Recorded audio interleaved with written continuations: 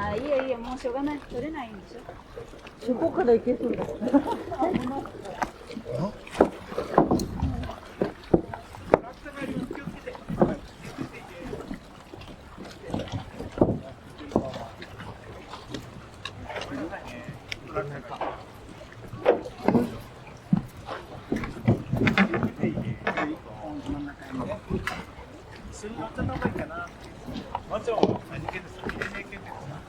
おー、大丈夫ですか。ゆっくり降りてください。ありがとうございます。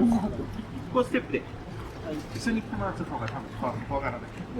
そうですね。それが一番安全です。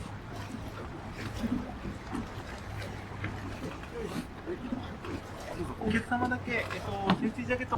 すごーい。